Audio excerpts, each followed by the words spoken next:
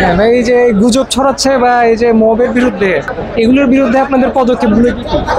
আচ্ছা, আপনি নিশ্চয়ই জানেন যে বাংলাদেশ জাতীয়তাবাদী ছাত্রদল কেন্দ্রীয় সংসদ কর্তৃক আজকের যে তাৎক্ষণিক বিক্ষোভ সমাবেশের আয়োজন করা হয়েছে, তার মেন এজেন্ডা একটাই, যে আমরা দেখতে পাচ্ছি বাংলাদেশের একটি ছাত্র সংগঠন যেটা সাধারণ শিক্ষার্থীদের কাঁধে ভর করে তারা নিজেদের পলিটিক্যাল এজেন্ডা বাস্তবায়ন করার চেষ্টা করতেছে। তো এর বিরুদ্ধে যেন আমরা সোচ্চার অবস্থান ব্যক্ত করতে পারি, ইভেন সাধারণ শিক্ষার্থীদেরকে আমরা অ্যাওয়ার করতে পারি যে আপনারা কোনো গুপ্ত সংগঠনের ফাঁদে পা দিয়ে যেন তাদের পলিটিক্যাল এজেন্ডা বাস্তবায়ন করার সিঁড়ি যেন আপনারা না হন, সেই বার্তাটা দেওয়ার জন্য আজকে আমাদের এই বিক্ষোভ সমাবেশ। আচ্ছা, আমি বলতে চাচ্ছি যে 5ই অগাস্ট গণ অভ্যুত্থান পরবর্তী সময়ে বাংলাদেশে সাধারণ শিক্ষার্থীদের কাছে ভর করে আর কোনো পলিটিক্যাল এজেন্ডা বাস্তবায়ন করতে দেওয়া হবে না। তারা, আপনি যেটা জিজ্ঞেস করেছেন, তারা অফলাইন এবং অনলাইন দুইভাবেই তারা আসলে গুজব রটায়। তো সকলে তো বলে যে তারা অনলাইনে সক্রিয় বেশি, প্ল্যাটফর্মটা থাকার কারণে।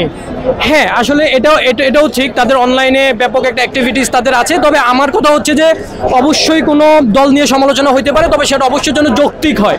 আপনি নিশ্চয়ই দেখেছেন যে মিটফোর্ডের ঘটনাকে কেন্দ্র করে বাংলাদেশ জাতীয়তাবাদী দল বিএনপি তার ভারপ্রাপ্ত চেয়ারম্যান এবং আমাদের দেশনেত্রী বেগম খালেদা জিয়াকে নিয়ে যেভাবে অশ্রাব্য ভাষায় গালিগালাজ করা হয়েছে, সো আমরা এর তীব্র নিন্দা ও প্রতিবাদ জানাই। আমাদের কথা হচ্ছে অবশ্যই খালেদা জিয়াকে নিয়ে সমালোচনা করা যাবে, তারেক রহমানকে নিয়ে সমালোচনা করা যাবে এবং বাংলাদেশ জাতীয়তাবাদী দল বিএনপি তথা ছাত্রদলকে নিয়ে সমালোচনা করা যাবে, তবে অবশ্যই সমালোচনাটা যৌক্তিক হইতে হবে।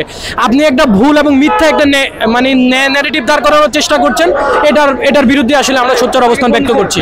হ্যাঁ, আমি আসলে বাংলাদেশ জাতীয়তাবাদী ছাত্রদল কেন্দ্রীয় সংসদ থেকে শুরু করে তৃণমূল পর্যায় পর্যন্ত আমাদের সকল শুভাকাঙ্ক্ষীদের অনুরোধ করবো যে আমাদের অনলাইনের অ্যাক্টিভিটিস বাড়াইতে হবে, আমাদের ভালো কাজগুলো মানুষের দ্বারে দ্বারে পৌঁছে দিতে হবে এবং আমাদের সবচেয়ে ইম্পর্টেন্ট দিক হচ্ছে আমাদের ভারপ্রাপ্ত চেয়ারম্যান দেশনায়ক জনাব তারেক রহমান 31 দফা প্রণয়ন করেছে।